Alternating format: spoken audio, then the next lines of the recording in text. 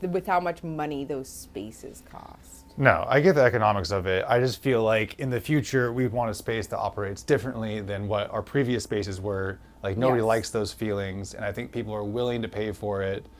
Like if it becomes like a Yes. reality, and that's kind of like my dream of this whole CCG thing is more of all of us coming together as a community and building a space that we can all use and utilize in a more like equal manner. Not just, Yeah. and plus I think all these stores, they're just built like Wild especially, it's like they're just selling online to support their enterprise plus extracting from the community. And I think that creates it where you see all of your customers as just money signs that you can sell Twinkies and Sobeys and Soda 2 and whatever just to Yeah. make some money off of them. But it's like you shouldn't see community members as just money signs. Like they should be more than that. They shouldn't be like something you're just trying to extract like money from. Yeah, Like but you're I think pissed it's if they like come in and don't spend money. finding that balance, right? Like, it's still a business. They still have to be able to pay for this stuff.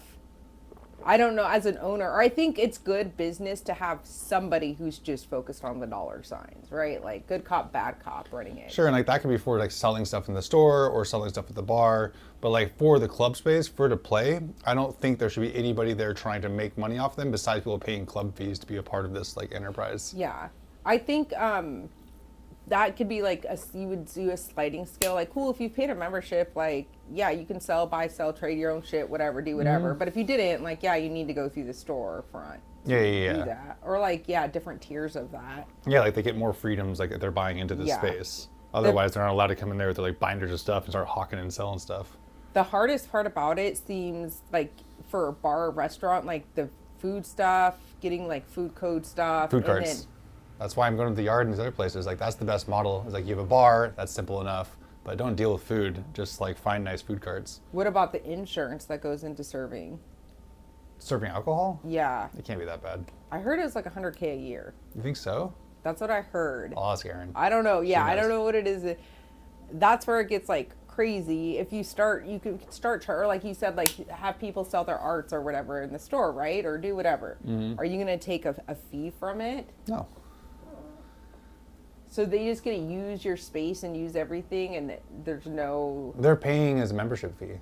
Okay, I'm not so stepping if in they're and getting members, between they in can- transactions.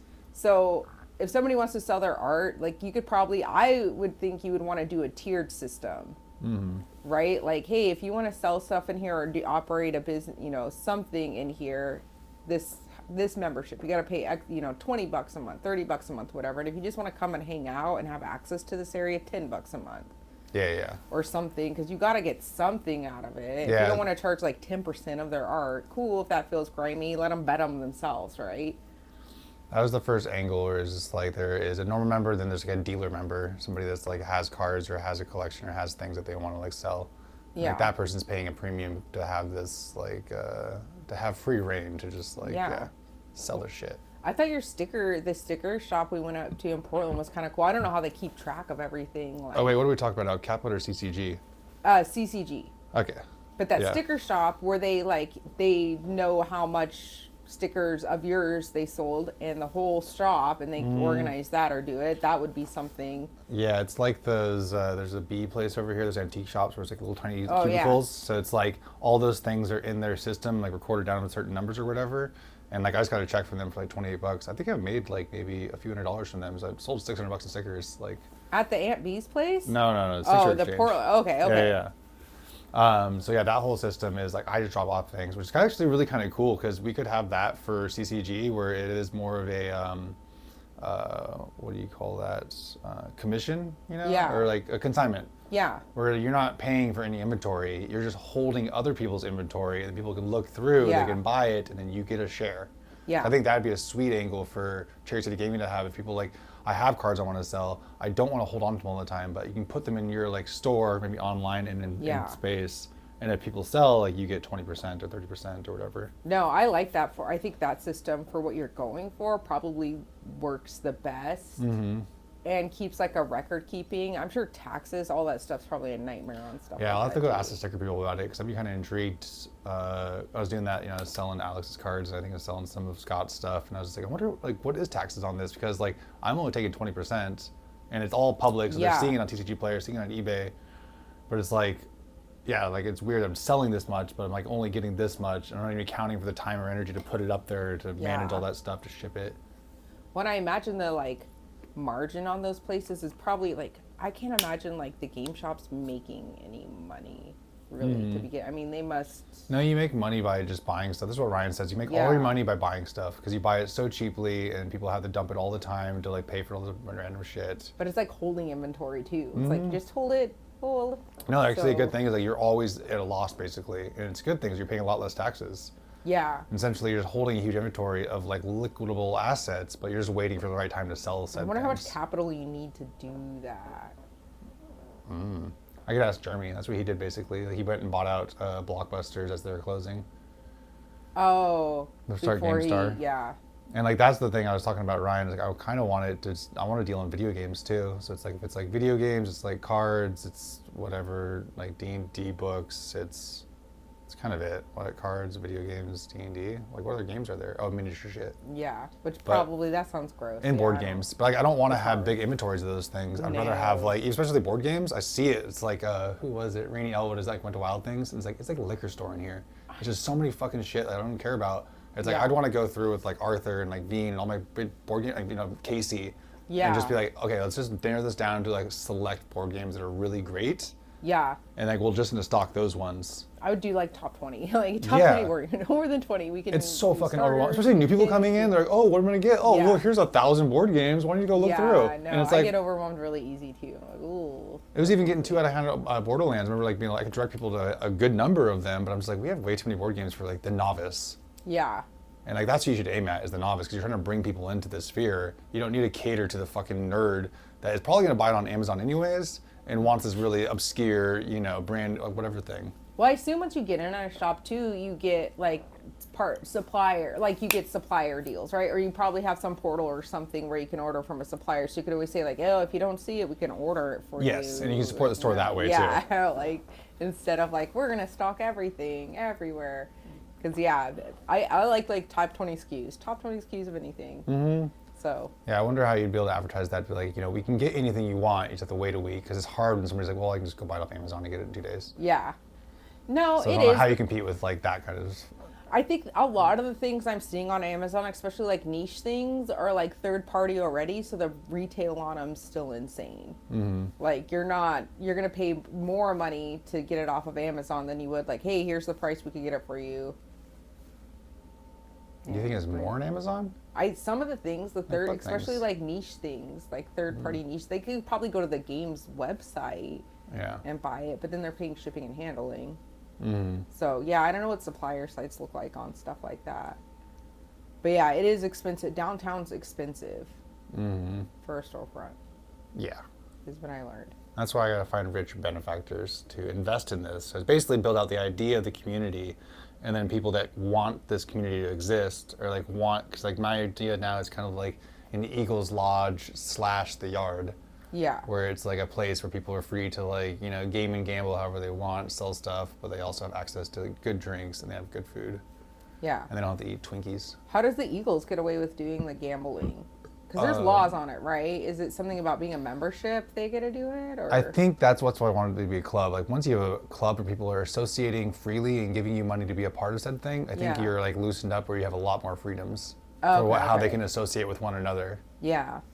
So I assume that is the angle. And then also I've seen they're like hosting poker tournaments at bars. Yeah. Like, and those ones are like free, which kind of like, oh, you can just go into this place. And so I was like, oh, I wonder if I can just go gamble at any place. If I just host an event there, they're allowed to like gamble.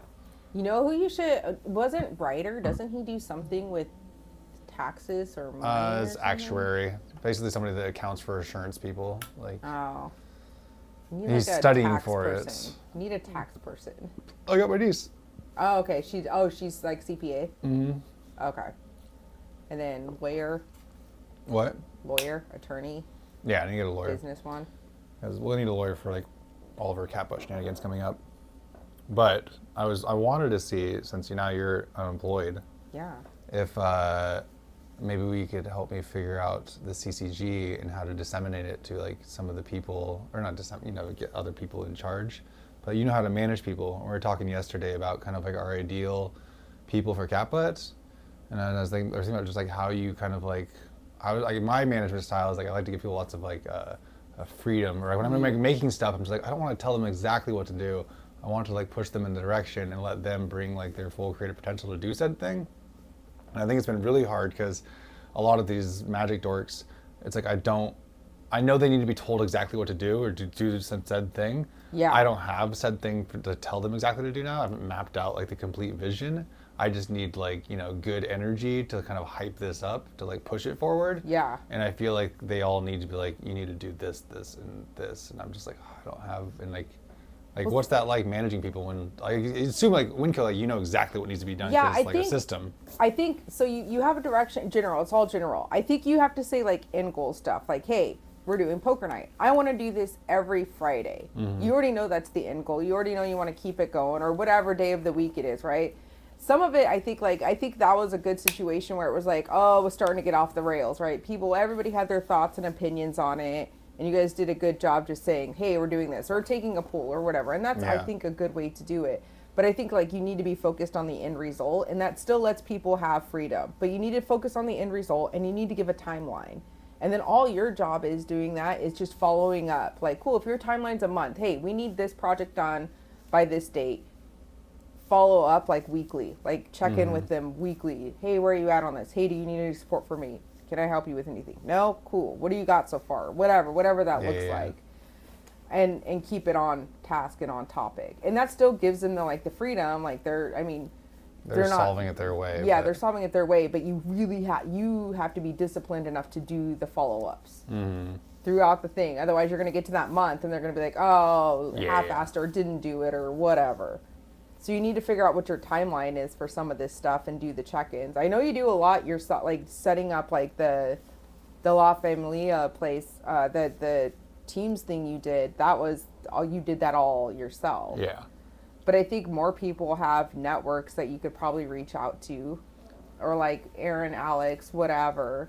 They have areas where, cool, we can like set up this rent space or however much it costs. You could start doing, like, can't you fundraise or something on Discord? Like, do like a GoFundMe or something to get the ball going on some of it, get some capital built up?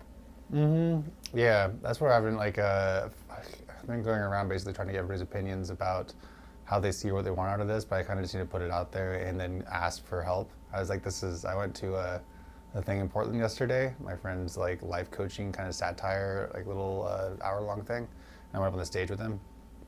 And the biggest part was like asking for help, and somebody put this like interesting quote. It said, all mammals like basically are birthed like knowing how to walk, kind of, because we need to run away generally. Yeah. We need the power. And then all humans are birthed like crying, because like our special powers, like we needed to know how to ask for help. Yeah. And as it came from this book, where I listened to it today, it's called The Artist's Way. And I was gonna talk to you about this because I think we could do this first exercise together. It's called Morning Pages. Okay. So it's 3 pages of long-handed writing about anything. There's no restrictions, but you have to do 3 pages. Okay. It doesn't matter spelling or whatever. And just you don't leaf through it afterwards. You just put it away. Just like wait like 9 weeks if you're gonna look at it again. Okay. But it's just a thing to get your brain like, and like you can ask questions to it and like wait for answers to come. You can do whatever you want with it. It can be anything. But it was like interesting because I felt like that whole like me up on stage like talking to the guy, a lot of it was like me being so uncomfortable asking for help.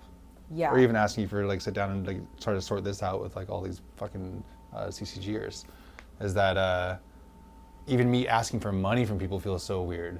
I'm just like, oh, and it's just like, but I want to get over this. I think people do want to help. I just don't know how to ask them to help and how to give them responsibility and roles to do said help. I think for now you could do like, if there's a way to set it up on the Discord, like a pay what you can. Mm-hmm. Right? Because that feels less grimy to you, right? That's like your biggest hurdle right now, right? The asking for money makes you feel like grimy, or feels like you're trying to do something you tried to not do. Yeah, I don't want to be I don't want to be siphoning or like just seeing them as dollars. I like give me money, because I want the money to go to feed us all and create a space for us all. But right now, I think just in the initial fundraising or building capital, just asking for like, hey, pay what you can, or hey, if you can only do $1 a month, if you can find a way to like just do $1 a month, cool, that's something, right? You get enough people who's like, oh yeah, I can spare $1 a month, just take it, have it automatically reoccurring out of their account, whatever. Cool, that's gonna add up and start building. And maybe like at the end of the month, you like I said, just do have transparency with it, right? Like, hey, these are the funds we got in. This, you can talk about if you want to give yourself pay too, like what your pay is going to be or what your wages are like out of all of it, or just say, hey, for my pay and the work I'm putting into this, I'm going to take 20% of whatever donations we get. Yeah. Or whatever, right? Because your time's worth something, right? It's not just for fun. It is fun and maybe you're having a good time, but you have a value, a monetary value for the work you're putting into it, whether you enjoy it or not, right? I think that's the hardest part, is to be like, I deserve some percentage of this because like I've like, glued this all together or something. I think that's why I've been trying to like figure out this thing of like, okay, I need like some sort of product that like we're making money off of. Yeah. But your time in organizing it. I mean, it takes time to organize the poker nights. It takes time. Like maybe they get to the point where they're more autopilot, but the initial upfront time, the networking you do at every Magic event, like things like that are all your time, your energy, your efforts that are going into it to build out this community, right? Yeah. So like, I don't think like just, pay what you can, whatever. And my 10-20% of whatever comes in each month, like that's just going to be used for my time. Yeah. So like, cool, if you think, maybe 1 month you only get $100, so you only get $20. Like that is what it is. And then you can do a breakdown of it.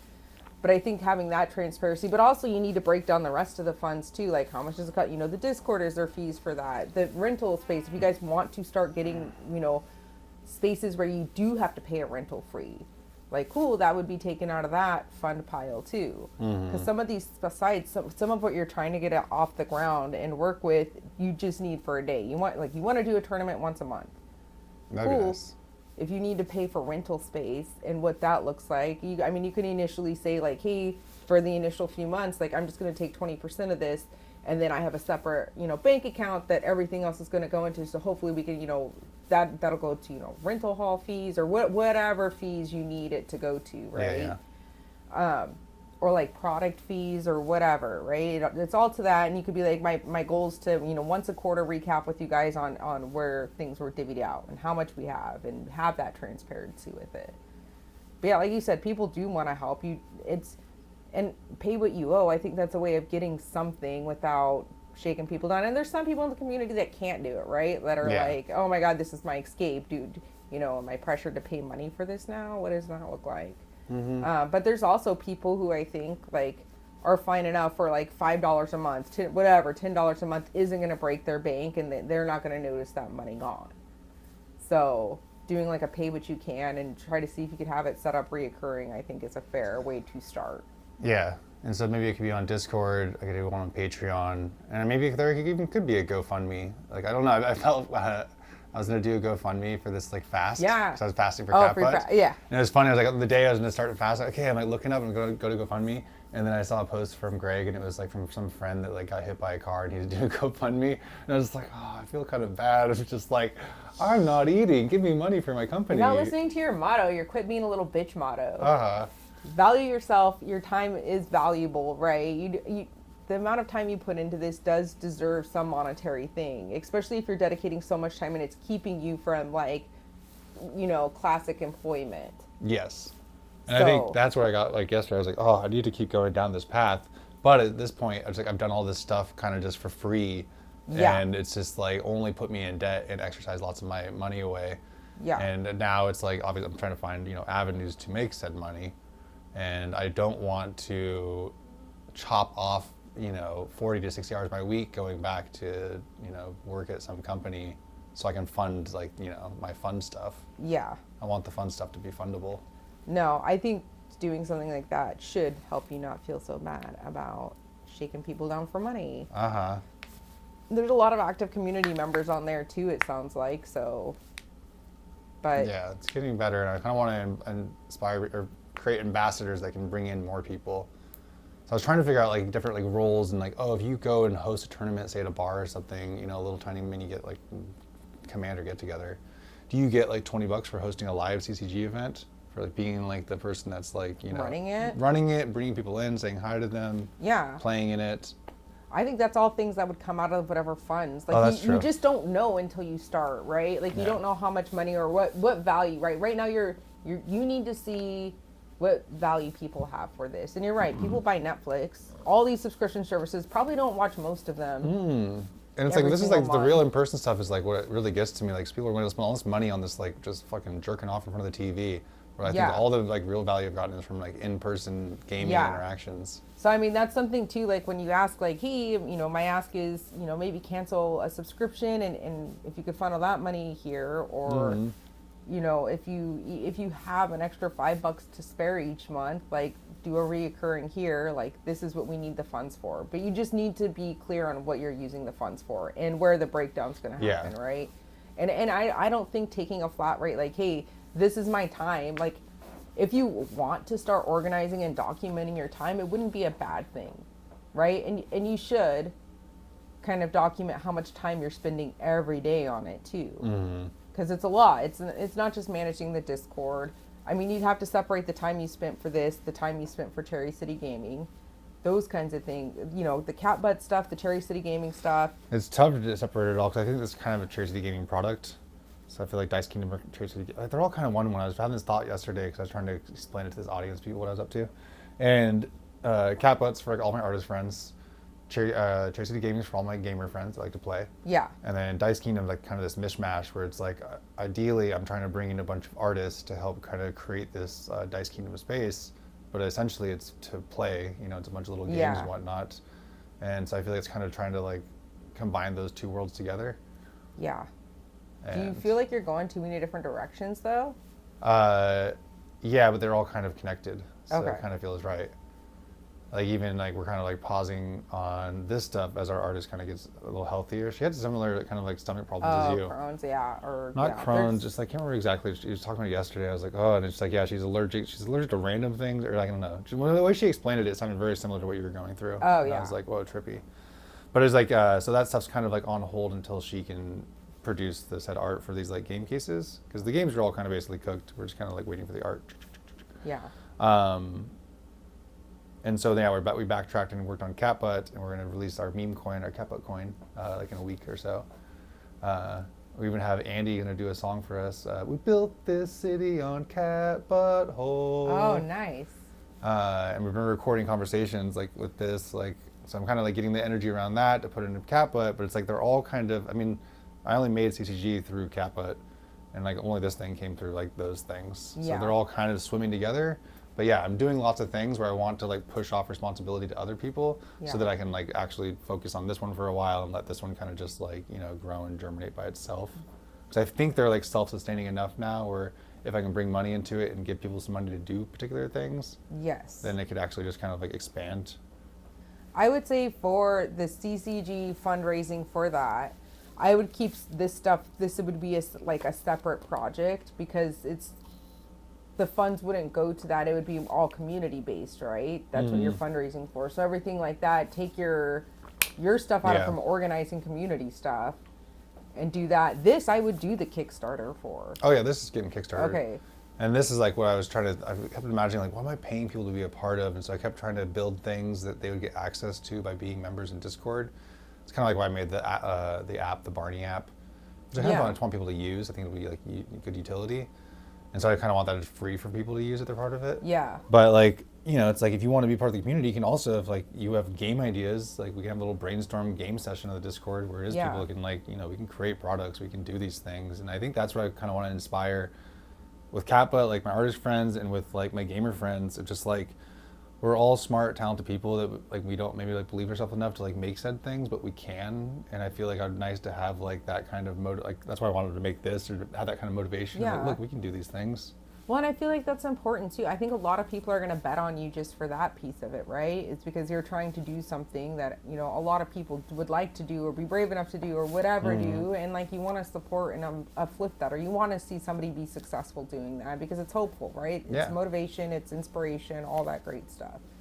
So I think starting to do that or asking for that, getting that going, I don't know, I think we talked about it last time. I would just do that. If you don't even want to do the financial transparency, there's probably a way you could just like say, hey, pay what you can, and like these are my goals for the money, like, but we need to start building up a war chest Yeah. to do some of this stuff. I know some of you have come to events in the past, you know, to get more formal or to start renting these spaces or to host something once a month, like a Magic tournament once a month or something on a consistent basis, like. And, you know, with the end goal is going to be to open up a storefront where we can all, you know, be together. Yeah. But for now, like, we're going to have to. I think even just the idea of like writing this thing out, or like even when I made a video to ask for it, it all just feels like, I don't know, it just feels so weird. I don't know why it makes me feel slimy, or just like that type of asking for help of like, you know, to like. Because that's what the billionaires tell you. They should tell you to feel gross about wanting money because they want all the money. You got to earn it. You can't ask for it. No. I mean, it's crowd. You're not doing it. You've put the time into it. Your time has value.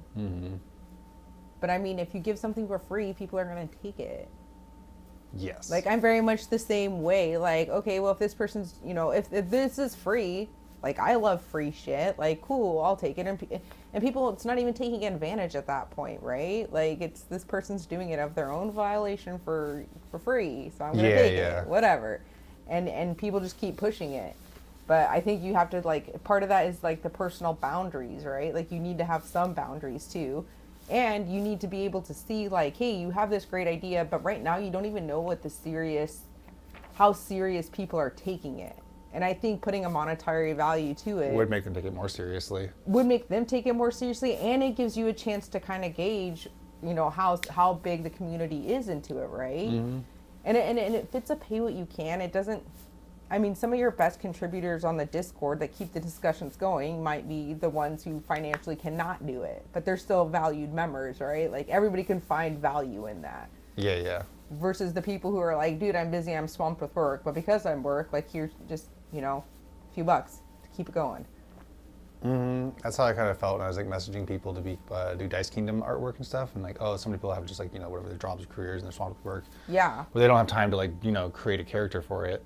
But yeah, you're saying like the people that do have that time, they're just contributing in the Discord or like making stuff, and then maybe the people that don't have time would still like to see these things become a reality and might give money. I think you've done a good job too of letting a lot of people take ownership of the community as well. So, and you're right. I think doing something like, if somebody wants to host something, like $20, like they have to, you know, if you're or maybe different tiers, like how many people did your thing pull, right? Like, hey, if you different. Oh, if you only were able to run a 12-man draft or whatever, cool, $10. Yeah. But as they can pull more people or get more engagement, like, you would have to figure that out later for the money side. But you also need the back end for that. That should not come out of your money. That needs to come out of like the community money that is being added into it. And I think other people, like, you have other projects going on in that too, where cool, maybe I want to give money, but I don't want to go play Magic tournaments or whatever. I'm sure you can think of other things where it's like, hey, you know, somebody who isn't interested in that, that's where they might pick up like the dice game, and there's maybe a discount on it when it all releases because they've contributed or whatever. So I think there's ways around it and trying to find that engagement. But yeah, do pay what you can, because some people won't have the money or just starting out. Yeah, I need to figure, I guess it is just like Discord payments, Patreon. I wish there's a better way to accept money from people, or I guess they can just like, they can gift it, but it's better when it's like subscribed and it's just kind of in the background. Yeah. Well, and you have a separate bank account for this stuff, don't you? Because that should all feed into that. And I would get like a separate, do you have a separate Venmo, separate everything for Cherry City Gaming? I don't have a separate Venmo, because I was just like, I should do it because I got a payment through PayPal, and they take whatever the credit card fee is, 3%. So when I sold the shirt to Jackson, you know, I got $31 out of $32. Oh. I was like, God damn it. So it is nice when people send you money and it's like you get the full amount. But once it's a payment, people are like, I want a part of that. Yeah. No, I don't. That would be just good, like, accounting, I would think, to get like separate accounts and let people like figure out how to do the reoccurring or one time, whatever. You can figure that out. So. Okay. So that's the next one. Yeah, I like the idea of checking in people, or at least like push them into a particular direction. Or yeah, I do need deadlines too. Deadlines and follow-ups. That's the biggest thing. I think everything's so spatial. or like it'll happen when it happens, but just the deadlines. People want deadlines. They enjoy working to deadlines, and they like being checked in on and followed up on. Yeah. It doesn't feel like people do, and maybe some people don't, but as a general rule, like they want that engagement too with work that they're doing, or like if they're proud of what they're doing, they don't want to just fall into a void and like feel like it doesn't matter. But checking in and providing feedback is a way to show people what they're doing matters and you value their time. Yeah. I need to do that more for my illustrator working on Dice Kingdom. I kind of feel like she's off in ethereal space. I need to like have more concrete. Yeah. It always feels weird because I feel like I'm going to like almost, what is it? It's just like breathing down somebody's neck for the work to be done, but there's like a value to just like going in and checking. And this is like what I was going around last night talking about being a producer, because I was like, I need to produce all these things. Yeah. But it feels weird kind of going around. What a producer does is like go, make sure the thing gets done and go check on the person and see how they're doing, how they're feeling, and like how far along they are. But there's a way to keep it positive or to lead up so it's not a surprise or shocking. Yeah. Like you don't want to do it out of the blue. So you guys have your meetings already, right? Like for this? Mm-hmm. Cool. Just say like, hey, do you mind if I check in with you next week, next Friday, see how things are going? Or, I because I'm not 100% sure, is it okay if I just check in and see? Yeah. And then that just is like, cool, they know. I mean, you're paying them money to do this. Well, not anymore. Oh, okay. Essentially, I feel like a lot of this like equity for Lindsay doing all those illustrations, like we're kind of making this world together. So like once it launches successful, it's like we own it together. Oh, okay. That's what I've been like making with all this stuff, like even CCG. It's like, and I think that was coming up in the conversation last night, is like how much of this stuff do I want to own? And I kind of just like want to share in the ownership with like the friends and community members, because like I want them to succeed too. I like the idea of like hitching our life rafts together. Because I feel like I can go make money by myself. Like the whole point of coming down to Salem, like help my mom, help my family, and like get back closer. I was just like, I want other people to succeed and be a part of these things, and like we can all make money together and have some sort of life raft that's like sustainable / actually like meaningful or like bring value. Yeah. And I think that's what I'm trying to figure out is like how do I like concretely share this with people? Because I think Ryan was bringing that up. It was like even with like Dylan or stuff, because they've worked with other game stores where it's like they go put the time in and they get hired to sort cards, do this, whatever. But it's like they're not really a part of the like the profits of that company. If that company does, most game stores fail anyways. Yeah. But it's like they're not really a part of it. They're just paid for hourly for their time. And so I'm like, how do you make somebody feel like they're really a part of something and that like their contributions are gonna come back on them? And like, did you get that feeling at Winco? Because I always felt like Winco had this outside perspective, like employee owned, like you're getting stock benefits, you're a part of this, like you're doing good, company's doing good, we're both doing good. So I did, because the company's always done well. I think in 20 years they had one down year, right? So it did feel like a team effort, right? Like, one thing that Winco does is our labor. Like labor's your biggest controllable cost, right? So if you go to like Fred Meyer's, you might see 10 people behind the deli counter.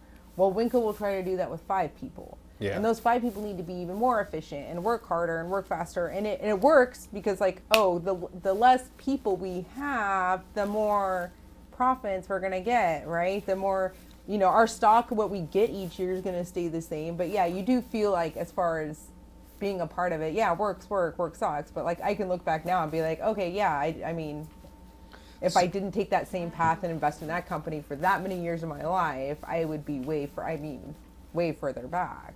So yeah, I feel good about it. So they're like basically like we're trying to get as the minimal number of people to do the job, and that's where the profit comes from. Yeah. Oh, that's interesting. Yeah, if you look at it's not wrong, right? I mean, labor's an expense. Yeah. That's just, so it's your biggest controllable cost. Mm-hmm. So having things like target how long it should take you to do something and having to meet these goals and minimizing overtime and things like that all goes to the bottom line. Mm-hmm. And then being an ESOP company. What's ESOP mean? It's like an employee-owned stock option plan. Okay. Employee stock option plan. So like every year, 20% of whatever I made, the company would buy stocks for me and I would get that stock. So I never had to put any of my own money into it. It was just my time. I would make, if I made $100,000 a year, they would buy $20,000 in shares at whatever it was evaluated at that year. And then after enough years, it just, it has been going up. It's a grocery store. So essentially you get a bonus every year of like stock options. Yeah. that I can't touch. It's locked. It's like regulate. It's a retirement account. Like even now that I'm not working there, it's still gonna take like won't have access to that money for like 6 years, and even then it'll be like up to 250,000 a year or whatever the rules are at that time. So it's like pretty right now federal. it's in their like savings accounts, almost like their Yeah. treasury to like it's Yeah. floating us. You can't just rip it out. Yeah, and as long as if stock goes up the whole time it's in there, I get all those increases until they start paying me out, or I roll it out. Yeah. So yeah, but yeah, I feel like I feel good about that. It's hard because like that's where I don't have that experience of working other companies, right? Like that was part of it is I started at this company right after I turned 19, 20 years, and I know nothing else because it was so good, right? I never the health insurance and everything else was so great that I was like, cool. So Yeah. See, I like that because I want that kind of energy for, I guess maybe CCG, but it's like, you're gonna get taken care of. There's a level of, I remember working in freelance design, I've never had health insurance. I've always worked project to project. Yeah. And it makes you kind of scrappy, but it also makes you like very, I don't have like alignment to a company or loyalty. yeah, But essentially, like, I want loyalty with CCG. I want people to feel like they're part of a team that's gonna like look after them and take care of them. And it seems like there is something, or at least that when I saw Windkill, like employee owned, just the like I think that idea of it is like, oh, that sounds so nice because everything else is just a feudal empire and you're just some sort of slave working for it. yeah. No, for me it worked out. I mean, I don't know. It worked out, or it seems to be working out. Maybe it'll tank tomorrow, like anything. World could end tomorrow. Who knows? But for now, I feel good about my choices. I feel really good about my choices. So, and again, I had a good support system too. But yeah, I feel really good about my choices. Yeah, I don't think If you Windkill's want going something anywhere. like that, I mean, it's hard because most people do like need money to live, right? It's just part of it. Yep. So figuring out how, like, first you need to just, I wouldn't even go that far in the weeds. Just figure out how you get to this first step. How I ask for money. Yes. Yeah. That's going to be your big. And value your time. I think the people in this community, most of them know you personally, love you, value you. So why wouldn't they? That's my assumption based on the people I know that are in there that know you, that are a part of this or have enjoyed activities, events, things you have done to put on. Yeah. Yeah, maybe I will do like a big GoFundMe for CCG and just see if I can lay out the whole thing Yeah. in like a video and lay out it out in like writing, because I think that's been the hardest thing is like I'm trying to get them to buy, or like, I am like thinking about how just to ask them to buy into a dream they don't necessarily understand yet because I haven't fully articulated it. Yeah. And I think it, first of all, it makes me scared to put the dream out there or to like put something out there that like I value, and then also to like, it's just, I think that asking for help, asking for money has been like the weirdest thing because I've never really done that. Yeah. And I remember even getting emotional when I was like young because I remember coming back from finishing school and I was like in debt and like I was like, I had to go get a loan out to like get my apartment. I got a job at Nike, so Yeah. I was like, oh, I have to get a loan to get an apartment. So it's already like, a handful, $1,000 in debt. Yeah. And a friend was like, oh, like, I would have loaned you that money. And it got me all emotional because I'm like, oh my God, that's so nice. Yeah. She never loaned me that fucking money. It was just like, whatever, the empty gesture that I would have done that for you. Well, I think there's a lot of psychology on it too. Like, it's just, we're just kind of conditioned, especially now, more and more with technology and social media and everything, like, to not know our neighbors or to not have those interactions or do those things. It's like we're very individualistic, right? Like, we're individuals. And part of that, that's where some of it gets lost. We're not a community. Yeah. It's just we're all individuals now, and so we win or lose but on our own, right? There's no safety net, there's no anything else. We don't feel like there's these things out there because that's just part of how we were raised. But it ties into what you're trying to do, which is make a community. I don't think anybody would say you haven't put the time or efforts or energies into doing it. Yeah. Okay. So- That's true. I shouldn't feel bad. It's not like I just like showed up and like, hey, I need some money. Yeah, no, I think it's a reasonable request. And again, pay what you can, right? If you're feeling uncomfortable with asking for a set amount, or you're concerned it might be a hurdle, or you're concerned people might feel like, oh, I can't pay that, so like I guess I'll leave this community. Like, cool, just pay what you can and be transparent what you need it for and what some of your short-term goals are. Like, hey, I'd like to start renting a space, once a quarter, once a month, whatever it looks like. so we can host game events like drafts or that team trios thing again, or tournaments like that don't happen every single week. Yeah. Fun things. Mm-hmm. But to do that, like to get the amount, like we had really great engagement this one time, 36 people.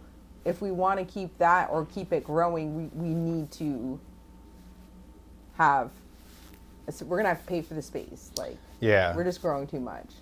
I felt like I probably should have I don't know, it doesn't matter now because we're too far forward. I should have asked them to done this after the event or after that kind of energy from the event. So I do want more of those, and yeah, otherwise just me losing money to make these fun things happen. Yeah. Or essentially just I've done all this weird tertiary marketing for said thing. Yeah. But now it's okay. I think I know. I think that's the worst part. That was the most uncomfortable thing, is just asking for help, because most of the time I felt like I just had to do all these things myself. Yeah. Just the whole life just doing all the things yourself, and you're right where it's we are. I had this big retard cry with Greg and Fran and Patrick when we were taking LSD. Yeah. Because I was just imagining all of us living these individual lives and stacking money and stacking titles and status and comparing it with other people and being well, I bought this thing, whatever it is you're trying to compare or contrast. And it just made me so sad, because I'm oh, it's and everybody's trying to be cool and all this dumb shit, and it was just all I want is I don't know, I'd way rather just be working with my friend and working on some sort of whole together, rather than all of us individually working at different companies for different people, working on different things that we're not even have ownership over. Yeah. And it just felt so toxic, where I'm just why are we all doing this? All just for money, to live a particular lifestyle, to be somewhat comfortable. And it just it bummed me out. I remember having these feelings coming back, seeing Ryan, and kind of being disappointed in him because he didn't finish his degree and wasn't out there working, making a lot of money. And I would be working with people and they weren't that smart, and I was just well, Ryan's smarter, he could be doing that. And then I'd come back down here just do nothing. Yeah. And I would just be and it'd be this anger, but then I was it's funny coming back down and hanging out with him again and just putting all that away, because I feel he's generally pretty happy with what he's doing. And most everybody I know is really sad. Yeah. And trudging through it. But I think a big part of it is working at the game store. I got emotional talking about last night, but it's there's this podcast that said when was the last time you're really happy, and why aren't you doing that? Yeah. And I was it was working at the game store. But really, I mean, if anybody has the freedom to do whatever they want with their time and money wasn't an object, I mean, we'd be probably a more creative society for sure. And that community would probably come back. Mm-hmm. But I think as it stands right now, like you said, so much of it's based on your social value, how many likes you get, how much engagement you have, or money. Cool, if you don't have that stuff, wealth whispers, how much money do you have? Yeah. What kind of cars are you driving? Those kinds of things. So, yeah, I think with what you're making with this, it's great. I think you just need to get over that. Get over that and just ask for money. Yeah. And like I said, the transparency is important. Whatever, monthly updates, quarterly updates, whatever makes sense for the financials. That could be posted on the Discord or the website, or where, maybe the people who are actually contributing, you have a separate thing to let them know, a separate server just to update them on the financials, right? Or what your plans are for the money or whatever. Yeah. Okay. Yeah, this just takes the next step of having to map all this stuff out so I can make my pleading what's the thing, GoFundMe. Yeah, I don't think it's pleading either. It won't be pleading. I think I'll get people stoked in the idea. It just feels weird. I've never had thought of I've only worked in marketing jobs where we're selling something, and so the idea, I guess I'm selling an abstract thing. And so it's weird when I'm not selling a product, I'm selling just more of an idea to people, or a community to be a part of. Yeah, which people are, and you get good engagement on the Discord, right? And maybe it's the same group of people, but you probably have 20 people on there that are always acting, 20 plus people, right? Who are different forms, channels, whatever, but they're always engaging and interacting. Yeah. And people see these things. That's when a nice all the metrics now on social media, you can see how many impressions you had. People have actually witnessed the thing. Yeah. A lot of people don't or they don't interacting with things. I had these big weird fear a few years ago with Twitter of the things you because people get to see what you post in their feed, which is very it's don't like the wrong things. You're gonna look like a neo-Nazi or something. And I remember just being so uncomfortable, and I had this like, oh, this is so disgusting that I can't even express what I like because I'm scared of what some random person out there might look at this and then think of me because I'm associated with it. Oh yeah. And it just grossed me out, and I was just like, it made me so sad because I didn't know how to like express the things that are like cool or meaningful to me because I'm scared of some random person's, opinion or judgment. Yeah. Of the association. Oh, see, so I'm starting to get more scared, like where it's like, oh, I've never cared before, but now I'm scared because it's like I'll say like, oh, I like Michael Jackson, I like Drake. Oh, well, Drake's a pedophile. Like, yeah, I don't know the guy, but I like this. I say I like this person. Like, dude, he makes music that makes me shake my ass. I like that. Like, I like it. But yeah, people are very much like, ugh. And I mean, my goals of getting more like lady friends or things like that, it's like, oh man, there's a social contract that I'm gonna like, if I have this goal, to achieve this goal, I'm gonna have to water some of this down. Mm-hmm. So yeah, I think it's a very much a real thing, and I don't know how I feel about it, but then I figure like, oh well, if you could just getting your foot in the door is the first step. And then like, then you don't even know if you like people or don't like them or whatever until you get your foot in the door. So just like play it cool for a bit, still try to be yourself, just water it down some. Mm-hmm. And then once I do that, my new plan's to like, okay. Let it rip. Yeah. Oh yeah, so what things are you removing from your HR mind? I'm still like in that mindset. I think in social, like part of the social contract stuff, like I think I'd be good with that. And now that I'm not working, I don't have to be like this way and then extreme this way. I can kind of meld the two. So I'm not going to get fired if I say the wrong thing. Yeah. So I don't have to be as hard on myself anymore.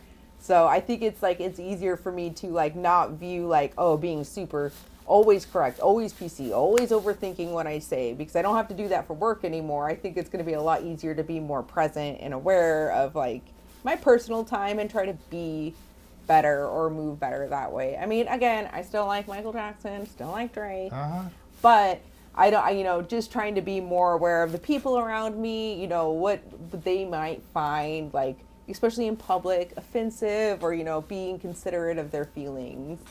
I remember having that experience in college where there's that feeling of like you didn't have anything to lose, so it didn't really fucking matter if like whatever you like or dislike, or if somebody's like, oh, you like Michael Jackson, that's gross. Yeah. Just like, fuck you. Like, who cares that you have that opinion?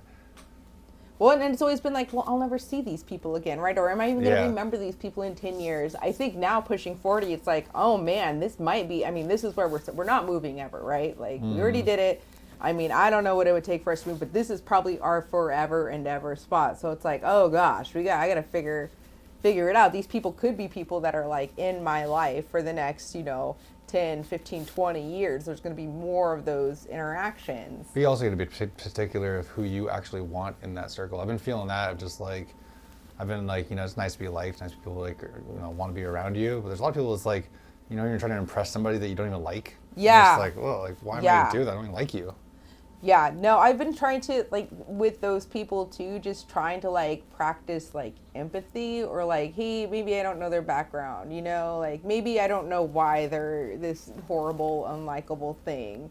So just, like, having the time now to be able to think about that, because I have more time now, so I can take, like, it's not precious. It's not as precious as it was as far as, like, no, I got to work. The people I'm seeing outside of work must meet these qualifications. Like, here are my standards. Now I could be like, well, I have more time to like take more opportunities to get to know this person and really make a thoughtful decision on, Well, don't bend yourself backwards trying to get to know somebody you don't like. Yeah, I've tried, like, again, boundaries. I've been trying to, I'm trying to form habits. So I'm reading like habit books. I'm going to start doing habits. Just to try to like build into like making sure I'm working out, making sure I want to have that goal of writing a book, and I don't even know where to start. So like 10 minutes, Can I send you? It's only 50 minutes, like their book. She like reads it on YouTube. Somebody found an old tape of it. But it's from the 80s, and it's artist way, and she reads it at some sort of retreat with a bunch of other artists. And so I wrote down all the notes from it. But the morning pages were the first thing. She was just like, just do this. Like this will get you close to like yourself, Yeah. your artistic self, and like don't like basically we all have sensors in our head that are constantly saying whatever we do or say is dumb or wrong or whatever. And the whole point of this is that it doesn't matter. You're just writing, and you don't have to listen to that thing. No, I like that idea. That's probably something I would try. She also said artist date. This is all about receiving. It's a 2-hour block of time every week that you need to do for yourself. And this is like is you exploring something you love. You know, she talks about like eternity and family and their interactions, but like she says taking care of the divorced child, like consciously replenishing your pond, your well that you like draw your creative inspiration from is like whatever you feel is like really inspires you to like make sure that you go to like the museum or go play the video game or go do the whatever hike or whatever the thing that like draws it in for you. And she just said art is attention plus detail. It's like, what are you really attending to, and like what really grabs your attention? Those little tiny things. Yeah. But yeah, I'll send you the Yeah, YouTube send thing. me And that. then it's only 50 minutes, and I feel like I need somebody to be my accountability buddy on the 3 pages. I could do that. And I've been meaning to like write in the morning, but I have no like, I guess method or model for it. And I really liked hers, where it's just like, it's anything, and like you have to do it. It's like the work you have to put in. Yeah, I'll add it to my habit list. The habit list, yeah. But yeah, no, I was like you mentioned in there like how many hours should you be working a week on it or that breaking that down up into times. Or one of the things I saw is like why a lot of New Year's resolutions fail is because people like have never done this thing before and they go in hard like I'm gonna run 10 miles every single day.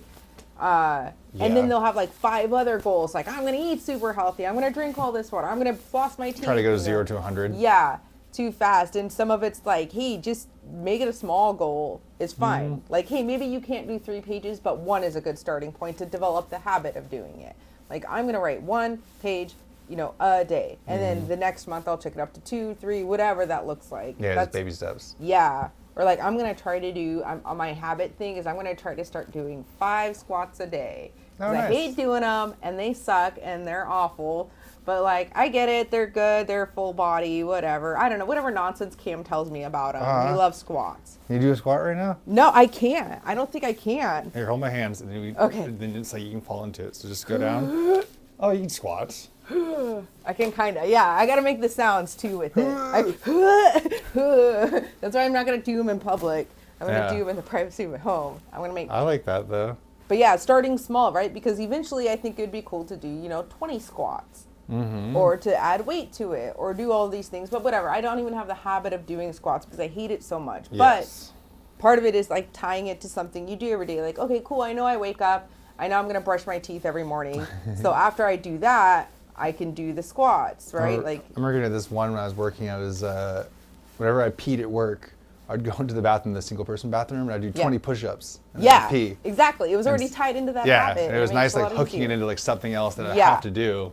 Yeah. Like, so I'm going to practice some of that and see what I can work with. Because there's habits I'm already doing and new habits. And then with retiring, trying to figure out like where my life is now. So like 5 minutes of writing a day or whatever. Start these just small goals to start building these habits and what the time looks like. And okay, well, let's do morning pages. Yeah, we don't have to do 3 pages, but we'll write every morning. Okay. Just anything. It doesn't matter. Okay.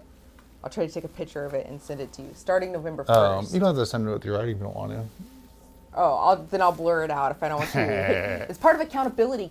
That's true. It's true. Yeah. Okay. Can't honor system it. No, you have to show it. Yeah, I think that'd be really good because this whole year, I did the laziest way of working out, which is like 3 days a week, or not 3 days. Not lazy, but it feels nice because like now the routine's like so ingrained in me where I enjoy doing it, and it's even like when Patrick came, we started going on Thursdays and Fridays, or Thursdays and Tuesdays. And it's like, it wasn't that hard to add it's like those baby steps you're talking about. Oh, where it's like those 5 squats can lead to like 10 squats, can lead to 20 squats. Yeah. I think that's my biggest issue with, I've worked out with Cam off and on over the years, but my biggest issues were so different on it. He likes doing this 5x5 thing.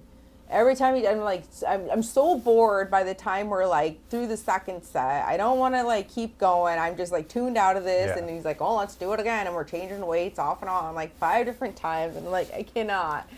And I try to break the goal down, but that doesn't really work for him, right? Because he's got his, strong man. Like I have to finish all of them. I have to do this thing. I've been doing this thing where I'm working out where I'm trying to find ways that's fun to move my body. Yeah. And I realized like it was nice kind of working by myself at YMCA because then I wasn't trying to work in tandem with somebody else and use whatever like model or system they were trying to use because I felt like that's kind of like a tyranny to me. You know, took some sort of, I have to do the 5x5s. And it's like, if you're working out with me, you're doing 5x5s too. I'm just like, oh, this is not that fun. The lifting weights part. Yeah, that's what, or like, I liked today, like doing yoga with Natalie. That was nice, right? And maybe it works out for her and maybe it doesn't. It's just nice to run into and not have set plans or like. Do that for it. I don't know. It's starting small. I'm gonna try to get it all mapped out in November. Try to attach some of these new habits I want to develop onto some of the older stuff I'm doing every day. I think what derails me is like I was going to the gym really good when I was on leave. Gym, had my schedule, doing it every day. Then I had to get like a shoulder thing. So my shoulder got sliced into. So then it was like, yo, you can't do water, you can't do yoga anymore. Like you can't do anything on it for just like 2 weeks. But during that 2 weeks, it was like, oh, it just killed all my motivation, killed my drive. Like, I'm never going back. Like, then I start eating like garbage. It's like, well, I already fell off here. Like, blow it up big. And then between like all of that and new medications, like, oh my gosh, it only took like a month to gain like 15 pounds. And I was like, holy shit, like, And then getting older, metabolism slowing down too. So I'm like, oh man. So between the medication, blowing everything up, now I'm like, well, now I gotta get back on track. I think I've lost like 10 pounds from this fast. Dude, I know. Is it not eating anything? Is it just water? Water, 1 pack of electrolytes a day, which is like 20 calories. Can't go over 25 calories. A day? Yeah. Oh my gosh. But as much tea? Yeah, tea. Like last night I had, that's actually when I had melatonin tea last night, some Orion's, so that helped. Yeah, tea, water, coffee. I have black coffee. Okay. But yeah, I felt like that was really good. That actually really helps metabolism too, because a lot of your cells get back to just recycling and regenerating. And that was what I was reading. It was like basically all your cells are overstimulated with so much shit that you're putting in your body. You know, it's like an apple is not the same as the canned Mountain Dew, because Mountain Dew is like a bunch of apples into a liquid, weird like sugar form for just one syrup. And so your body just doesn't know what to do with it. And they talked about just like all of our cells and like mitochondria is the big like workhorse of the cells. It's like it just doesn't know how to process all this stuff so quickly. Yeah. And so, yeah, I feel you. Were like one thing, just like when I was with Patrick, I think it's finally fine now. I like got drunk and ran in downtown, and I flipped over like one of these metal wires, you know, next to where you walk across the street to the park. Yeah. And like I fucking bent back my wrist, and it was like hurt for a long time, all tender. And like I was so nice because like every morning I was doing these like stretches every morning, you know, kind of yoga style of like these like good morning things. You had this I'm like, habit built up, everything's going great. And it just fell off. Yeah. And then I remember just like getting all these like my legs were sore again. Like, oh, I couldn't do this thing that was like such a part of my routine because it was one accident. And it wasn't. Yeah, it only takes us like a week or two just to like destroy everything. Yeah. I don't know. That's where I'm trying to figure. I still don't know how to fix that. So. No, I think it's like if you have enough good habits, then it doesn't matter if one of them gets knocked out. And that's what it kind of felt like. Yeah. Because if you had a bunch of bad habits and you have 2 good habits holding you up, you know, for all those bad habits, and then like just something happens and that good one gets knocked away, you're just gonna fall into. Yeah. Well, and then there's the mental health piece of it too, where that just like it starts snowballing. Like, you know, you start feeling down in the dumps, down, don't want to do anything. And then it's like, this happens where you're pushing yourself through, creating your happiness, that's great. And then that happens, it's like, well, fuck it, I was going to quit anyway, so this is all I needed. So now you're just like, blow it all up and let the stress and depression and everything else in. And it's, so I'm trying to focus on habits now because I'm really good at setting goals and I'm really good at making goals. But it's that middle part of like the everyday, the day-to-day stuff. I'm trying to figure out how to... Yeah, day-to-day, like acting towards those goals. Yeah. Yeah, it's kind of like probably why all those New Year's resolution things fail, right? Because like we have these abstract goals, but we don't actually know how to get there. We just have like, you know, they want to get there. Yeah. Or like the reason why, we don't know the reason why we want to get there, right? Like, cool to lose weight, but like, why do you want to lose weight then, right? Is it to like feel better, or is it to just be more mobile, or is it just, you know, maybe it is just to be hot. Who knows? But like... I felt like that a while ago. I was just like, I just wanted to be hot. And I was just like, I hate the idea of like, I can't want that because it's like, what is it when it's like you can't, it's vain or something, you know? Oh, yeah. And I was like, that's dumb that like there's this idea is like holding you back from like trying to, because I'm like, well, that's like, even smiling in the mirror feels like too vain. That's weird. You can't smile in the mirror. Yeah. Yourself. He gets weird, like, oh, it's too much. See, I'm getting weirded out. It's too much. Yeah. I don't know why there's like whatever hangovers from like Christianity or hangovers from just like whatever's bred into our society that just like stops us from pursuing things because we're not pursuing them for the right reasons. Yeah. Pisses me off. Or there has to be a good reason to do it. Which is like, well, if it's good to you, it's good. I mean, if you're not hurting maybe that's anybody it. else. Yeah, I mean, it's the good reason because the right reason can be any reason. Yeah. But it's you have to have a good reason to be pursuing that. A socially accepted good reason for doing it. Which now I kind of like it because just being hot is kind of a good enough reason. I mean, people are making bank off of it. So it's like, oh, yeah, everyone wants to, like being hot is a reason. Like, maybe I want to sell myself on OnlyFans or whatever. Like, Only feet? Yeah. Oh, God, no. So, yeah, no, I do agree with that. You should, any reason that makes it for you to do it. As long as it's healthy. The right reason will make you do it. Yeah, as long as you're not hurting anybody else, right? Like, hey, I want to learn how to be an asshole. I want to learn how to ruin days. Like, everybody should all this positivity. I'm going to go the other direction and learn how to really wreck up somebody's day. Create a habit that but maybe there are people that need their days wrecked up. Being assholes. Maybe there are. The right people. I hope I'm not running into one of those people a day, though. Have this habit I and don't just think turn it they into would be an asshole ass. to you. I think I would imagine if someone wants to be an asshole, they're going to be an asshole to the people they hate.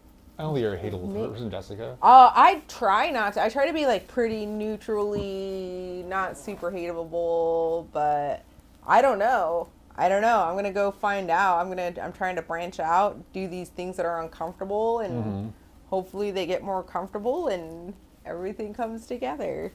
I think it'll come together. Do you like is it weird having all this extra time now? So far, I've been super busy because we went to nice. like Vegas last week. I was sick. Vegas? I got sick. At Vegas? No, I got sick before we went. I had this cold that like took me out. And that sucked, and that made me really depressed. I was like, wow, I quit. I'm just sick. This sucks, and I was really in a bad spot.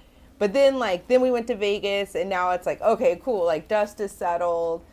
I have all these things I want to get going, and I'm making progress on stuff. And most of it right now is just trying to slow down. Like, I have so much time. I'm really big at, like, racing to everything. Like, hey, I need to race. I want to do this thing, race, or overwhelm, or whatever. So now I'm like, hey, I have all this time. I can go slow. Like, there's no reason to, like, developing the habits more important than just, running 10 miles today. Yeah, I don't need to run 10 miles today. I can, run 500 yards because I have X amount of time to build up to 10 miles. Those kinds of things. Maybe that's the reason that the goals aren't right. I was like listening to, I think it was like Kevin James. Basically the idea, like, if you're trying to get to a goal, you might do all these crazy things to get there, but you don't have the habits to like maintain that goal. Yeah. And so you'll just fall back on your habits, and then you'll gain all that weight back, or you'll go back to all the different things that you're doing. Yeah. But it doesn't matter that you got to the goal, because you'll just like, you can easily get away from the goal again. Yeah, it was like if the goal is just to lose weight, cool, anybody can do that. Yeah. Like, right, we all know, just don't eat, don't take in this, whatever. You can lose weight, but sustaining that, like, that's why a lot of people just gain yo-yo weight or gain it back, like, because they've never developed anything to, like. So maybe, I guess maybe habits are way more important than like goals. I think they are. I think habits that lead to the goals that you want. Yeah, I think going hand in hand, especially if you want, like, these goals are supposed to be ongoing through life goals, which I've never really had before. My goals have always been like get promoted at work, or I want this house in this one spot, or I want to do that. Like, my goals have always been cool. Once the goal's done, it's done. But now I'm like, hey, I want to be healthier. Like, what is that? My goal is to be healthier, but to do those goals, habits. Or like, I have never written, and I barely don't even have a high school level of writing. So I want to write a book. In 5 years, how am I going to develop a habit to even get to that goal, right? Because it's not just like sitting down and blah, blah, blah, blah. No, I need to like start from zero and do 3 pages. I think this book will inspire you. Grammar and like, do those things. She's super inspiring with just like, we all have this like creative capability. We're all just scared because it wasn't nurtured in us, either from like the people above us or even ourselves kind of turning on our like first steps into it because they weren't good enough compared to like, a really good thing. Yeah. And one thing she brought up was like, or I just thought about spelling, and I thought about you at trivia, misspelled Oh, word. yeah. And like, I had an email yesterday with the guy that did the coaching thing that I went to yesterday. And I was just like, I was about to email him and say like, apologize for like me putting in the wrong here. I put here, like here, instead of like here when I meant this. And like I was about to like write into the email, and I just deleted it because I was like, "This is dumb." And I'm like, "It's like, why am I apologizing for me like misspelling? It doesn't even fucking matter. He understands the context." Yeah. Well, I think it's because of that fear, all this fear, right? Yeah. I was scared of looking stupid. He's gonna think I'm an idiot. I better get this written out. Like, I better make sure he knows I'm not an idiot. It was just a mistake. Like, But it's almost like the liking thing. If somebody's gonna see it and judge you and like misperceive you, and you don't want to be perceived that way, and like, oh no. Yeah. Like those people that trip and fall or whatever, right? Like we're so terrified of looking stupid and poor and like all these things in society when really I don't think most people even think about it. And that's like a sad but a they're good too thing. worried about themselves thinking the same thing of somebody else thinking. And I was like, my friend, he ran to go catch like whatever the train in LA, lived in like Santa Monica, and he slipped and he fell, and he's telling me this story. And he told me about he slipped and he fell, and I started laughing so much. Yeah. And I could tell he was a little horrified. I'm like, oh, you're laughing at this? And I'm like, oh, sorry, I thought it was pretty funny. But it's like, oh, that was my biggest fear, though, was getting laughed at. Yeah, when you want some sympathy from me right now, to be like, oh, I'm so sorry that happened to you. Like, that's way worse. But it's like, you didn't see it, and none of those people will, like, ever remember him doing that. I mean... Or if not, if they are, it's like they're going to tell the story to somebody else and have a fun time. Like, you're basically going to bring two other people together with your fuck up. Yeah. So it does suck in the moment, though. Or having that fear of getting there, like, I don't like public speaking. I don't like doing that stuff. But it's not so much because of the people. It's because, like, my words get tied up a lot. I don't even know if I feel nervous, but like English is a hard language and like I stumble a lot and like, oh, I mispronounce things. That's my biggest one. Like, oh, I'm going to say orgasm instead of organism. Like those are kind of my fears going into it. And then I'm just going to laugh it off. And then I'm going to start laughing because I'm an awkward laugher. And then it's just going to go completely off the rails. No, I think people like that. They like when you're like, yeah, that saves the day. I heard that, or like if you mispronounce a word, nobody should ever really call it out because that means you read the word rather than you heard it. Yeah. And so it's like, it's almost kind of cruel. Like, oh, haha, you didn't like hear how to say this in the whatever way that we like. Yeah. It's fucking dumb. No, it is. It's hard to, but yeah, I think so much of us is just scared of looking dumb. Yeah. I had a big fear thing with James doing in an airport because they were talking about how airplanes work. I'm like, I don't know how airplanes work. And I was like, James, let's not talk about this airport. I don't look stupid in front of these people. And I was just like, this is like so dumb because I do feel like all of this that we've been talking about is like this fear of somebody else seeing us in an incompetent way and like we're dumb or we're stupid. Like, yeah. Ugh. And maybe even asking for all this help is just like me trying to like make enough cool things where it's like, now I can ask for help, or like this seems more reasonable now that it's like. So, and I don't know if it's the same for you. I've always been lucky and able to like, I've been totally comfortable asking for help. Like it's because one, like I'm going to get help, and two, it makes the other person feel good usually because they're helping. They know, like they get to dom me with their knowledge of everything. And I'm super grateful because I didn't know and I needed to be like dommed with that knowledge. So it's like, cool, it's a win-win. Or like asking for, you know, some of that stuff, it just, I don't know. It's always been easier because that's the way I look at it in my mind. People love it. I feel like I wish I had that because I think about it because I couldn't ask for any help from my family members because they were all like fuck ups or just like drug addled or whatever. Or even my mom, I remember like being like a teenager, like, 12 or 13 and realizing like my mom has no more like practical advice for me, maybe emotional advice or how to be a better human. Like more, loving or caring, but like not to like help me navigate the complicated world. Yeah. And I felt like so much navigating the world was like me just like having to push in, learn all these things, go explore all this stuff. And like, it was a lot of like, me not asking for help, me just having to try to figure it out by myself. And then, I always felt like I looked back at myself every few years and be like, God, I was so stupid. Or like, you're so retarded.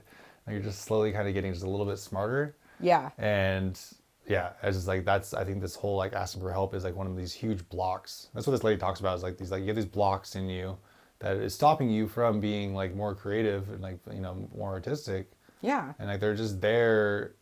They're self-imposed, like wager, like another struggle you're adding. Yeah, I'm really big at doing that too. Like another hurdle that doesn't even need to be there. But in my mind, it's like, oh, okay, this is hard. Why not make it extra hard? And like go into my mind about all these possible scenarios that could happen or what people are going to perceive or whatever. I don't know. For me, I think it helps to like, hey, this isn't the hardest thing you've ever done in your life. This isn't the worst thing you've ever done in your That's always life. true.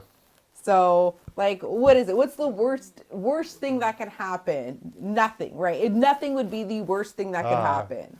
You know, everybody pays attention. Yeah, right? That would be the worst thing. Which is isn't that bad. Yeah, and most people aren't even going to remember it or whatever. The people that are engaged, like, cool, it'll be successful, it'll snowball, things will be great, right? That's best case scenario. Things will do that. But the absolute worst thing that could happen is people just ignore it, right? Or uncomfortable, awkward, whatever, and ignore it. So... Yeah. Okay. I think I'm gonna do this like CCG post once these new shirts come in. Once I get this like Kappa thing. Yeah. And then I can kind of like just like kind of spread to like ask people for help for it. Have goals. What it wouldn't hurt to do either is like calling around and seeing how much rental space is too. So you can have those numbers in there too. Hey, like just locally around, you know, between here, Corvallis, whatever, what I'm hearing the average rental space is from calling places is this many dollars. You know, so to do this once a quarter, we need to get money for it. And to keep the tournaments like accessible to everybody and not roll that fee into the tournament fee. Like I'm hoping I think that's what gets everybody, especially when I was in the first tournament, like everybody, it just sucks dealing with all the Magic players that are so EV minded, estimated value. Or it's just like, they're seeing like, well, my entry fee is this much and there's this much prizes and like, I want da-da-da-da-da-da. Yeah. But there's like never accounting for like all the work that goes to make this thing and rent the space or do any of it.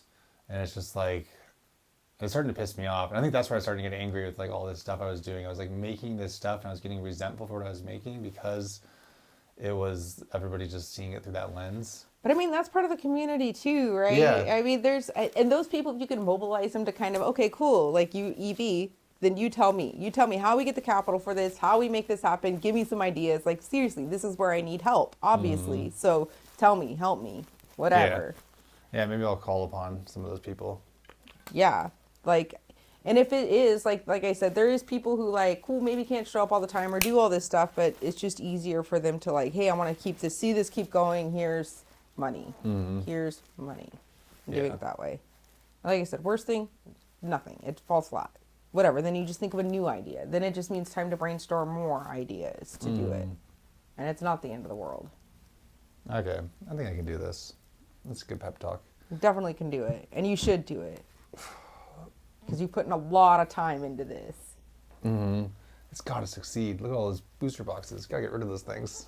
At least worst case, you could sell those on eBay. Yeah, I mean, I can offload those Being things. able to like use it for the community to build the event space, to keep building out the community is more of a value, and you need capital to do that. So. And plus, I really want to have a big team sealed tournament. It'd be fun for Lord of the Rings. Did you ever play that set? I think I did the pre-release for it. It was pretty fun. Yeah, I thought the pre-release was kind of fun. The one ring thing, I was like, what's going on? Me and Cam played Two-Headed Giant in Vegas, and like it was like a chaos type thing, like a bunch of different packs, then you draft. Our team, like 4 teams, drafted these packs, and then we had to like draft from the draft packs of all these different sets, and there was like one of our cards had like the ring tempted card. by the ring? And I was like, Cam, I was like, oh, I thought we were gonna play with that Garbo because we didn't have all the tokens for everything.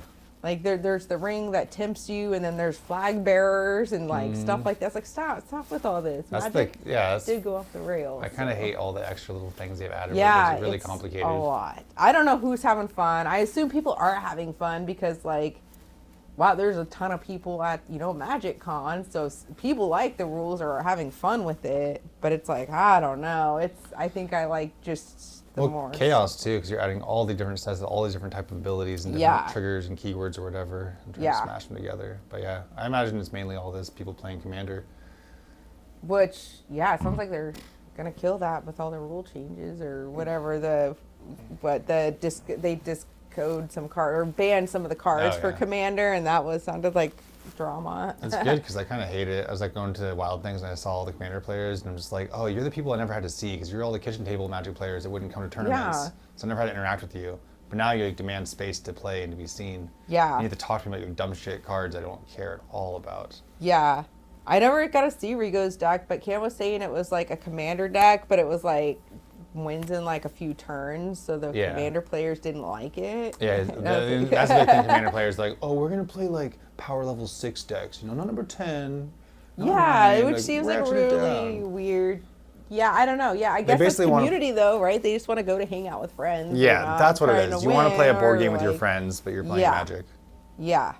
So I think that piece of it's cool. I think like I've heard like commander tournaments and stuff like they have, and that seems weird, especially in like people. This is a casual format. Well, then don't play the tournament. That Yeah, you a can't. tournament say means tournament's not casual. So calm down. Like go back to your friend group and have a nice time.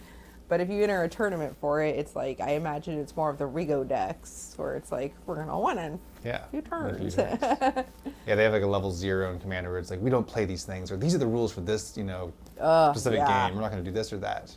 Yeah. It's like such like weird baby maneuvers. It is. And then once you then never have a tournament for it then. Like never have it in tournament, never have commander in tournament realm. But you want to You're put forever it casual. Yeah. 'Cause they want to eventually play tournaments are fun. Tournaments are I mean, I like the traveling aspect of it. I like going. I think now with Magic though it's just too like I'm not even having fun with the new set. It's just like too much jargon and garbage and cards are flipping here and flipping cards there and it's like I don't know, this is a lot. Everybody's got a special ability and there's so much more text on there to figure out each of the mechanics that are in there, and they're releasing sets like on top of all of that would be fine, right? Cool. But it's like every like 3 months or something crazy now. Set. It's like, oh my gosh. By the time I learned how to play something, it's getting out or it's clogged up. And I don't really play Modern. I've never really liked it. And that's like the big format now, or seems to be a bigger format. I feel like I'm trying to make Standard the big format again because Yeah. Standard's been the most fun. It's most accessible. No, that's where I'm going to. Cam was saying there's a set that's coming out that's like that's going to be legal for like 5 years. Oh, I think this is the Foundation thing. Yeah, Foundations one or whatever. I'm like, cool, that might be something. Like, I'll probably get into. We'll go to the pre-release to that and see what that's about. Maybe get on Arena or try it out. But I really am not a fan of like Modern. Pioneer was fine. I thought Pioneer didn't go back too far, but Modern, I don't know. I don't know what's going on with it. Don't worry about it. Not a good Modern player. Cam was sad though because he said that they were going to kill Pioneer, or he thinks they might be trying to kill Pioneer. I hope they do. You don't like? I hate that format. It's Cam's favorite format. He was so sad. But that's what sucks about Wild Things. I think like it's only Modern on Fridays or something. Yeah. They never get That people was to the- do. Nobody wants Standard, and That was the biggest audience for a long time with Modern players because they have the cards for it. yeah. Where Standard's only Standards are for competitive players are constantly like up to date with all the new stuff that's coming out. Where Modern you don't have to be as up to date. You can show up with your old Merfolk deck and still play. Yeah. Well, because the Standard the way it is now is super money grabby. It's like new set, obsolete, new It's set. not fun.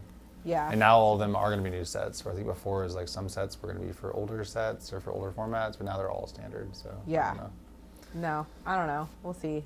Maybe I'll add that to my time thing. If I slow down, it's just been so busy. So swamped lately. But yeah, no, I do that thing. Don't be scared about it. Okay, I'm going to go fund all this.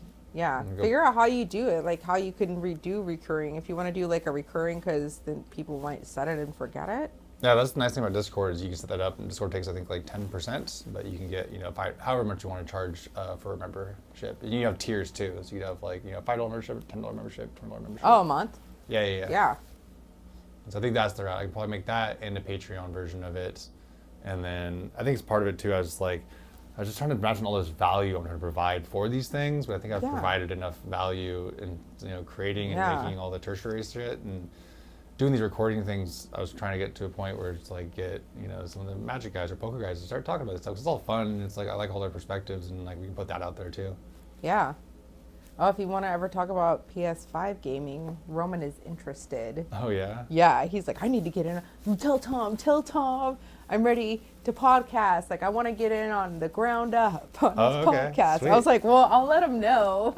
I didn't know he'd be that pumped about it, but he's like, yeah. So if you want to talk about floating, Oh yeah, shop, floating too. or his PS5 gaming. Okay, I'll bring Roman in because I do want this to be very much like video game oriented too.